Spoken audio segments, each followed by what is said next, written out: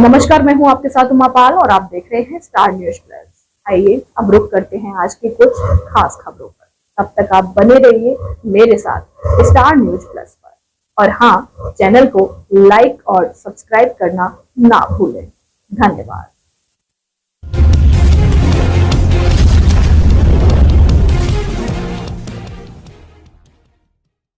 भागवत कथा में भगवान श्री कृष्ण के स्वर्गारोहण की कथा सुनाई। ग्राम पंचायत भावगुड़ी के गांव बांध में श्री मद भागवत पुराण कथा के तीसरे दिन आचार्य हितेंद्र शर्मा ने व्यासपीठ से अमृतवाणी की वर्षा करते हुए प्रवचन दिए। श्रीमद भागवत कथा से पूर्व कथा स्थल से गांव तक कलश यात्रा निकाली गई। कथावाचक ने बताया कि भगवान श्री कृष्ण के स्वर्गारोहण पर युधिष्ठिर अपने 5 भाइयों व द्रौपदी के साथ स्वर्गारोहण किया। वह अपने पोते राज ऋषि परीक्षित को छोटी उम्र में ही गद्दी सौंप दी। वह एक साधारण राजा नहीं थे, धर्म जिनकी शरण में था, धर्म को संभालने वाले वृक्ष थे। अपने राज्य हस्तिनापुर में हो रहे अधर्म कार्यों का गुप्तचरों के माध्यम से भी वह स्वयं रूप बदलकर जायजा लिया करते थे, अपराधियों को दंड देते थे। एक दिन वह जंगल में शिकार खेलने जाने लगे तो उन्होंने महल में अपने दादा भीम की ओर से जीते हुए सोने के छत्र देखे और उसमें ऐस छात्र को अपने सिर पर रख लिया। जैसे ही उन्होंने उसे पहना तो कलयुग ने उनके ऊपर अपना असर दिखाना शुरू कर दिया। शिकार खेलते हुए उन्हें प्यास लगी और वह रिंग ऋषि के आश्रम में पानी पीने गए। वहां पर राजा तपस्या में लीन थे।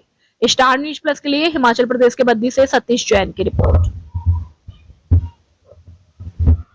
भगवान चले गए और हम यहीं पड़े हुए हैं, इसलिए 5 भाइयों को साथ में लेकर युधिष्ठिर द्रौपदी को साथ में लेकर स्वर्गारोहण करते हैं और छोटी अवस्था में राज ऋषि परीक्षित को राज्य सौंप दिया। अपने पोते को राजगद्दी सौंपी और 5 पांडव द्रौपदी स्वर्गारोहण की ओर चले गए। प्रेम से बोलो जय श्री राधे।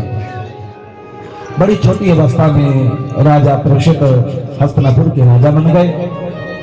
सूजी कहते हैं शौनक आदि मुनियों, ये राज ऋषि परीक्षित साधारण राजा नहीं थे, धर्म को संभालने वाले ये परीक्षित थे। धर्म इनकी शरण में था। इनके राज्य में राजा परीक्षित के चक्रवर्ती सम्राट नहीं है राजा परीक्षित। इनके राज्य में कोई दुखी नहीं था। इनके राज्य में इतना दान होता था, इतना दान होता था कि राजा परीक्षित की भी ख्याति दुनिया भर में होने लगी। जय जयकार परीक्षित के होने लगे। सूची कहते हैं शौनक आदि मुनियों, एक दिन समय अनुसार परीक्षित का विवाह हुआ। ईरावती नाम की कन्या के साथ परीक्षित का विवाह हुआ। घर में जन्मजय इत्यादि 4 पुत्र पैदा हुए। जन्मजय उसमें सबसे बड़े हैं। समय अनुसार एक दिन की बात है, राजा परीक्षित ने मन में विचार किया कि कहीं राजा परीक्षित ने अपने गुप्तचरों से सुना था कि कुछ ना कुछ गड़बड़ इस हस्तिनापुर में हो रही है। अरे छिपते छिपाते कहीं अधर्म का काम हो रहा है। उस अधर्मी को मारने के लिए और अधर्म की खोज के लिए आज राजा परीक्षित चुपके से निकले। मैं उस अधर्मी को ढूंढूं और उसे मृत्यु प्राण दंड दूंगा। हाथ में तलवार उठाई परीक्षित ने और उस अधर्मी का पीछा किया। सूजी कहते हैं शौनक आदि मुनि, थोड़ी दूरी पर चले जाओ।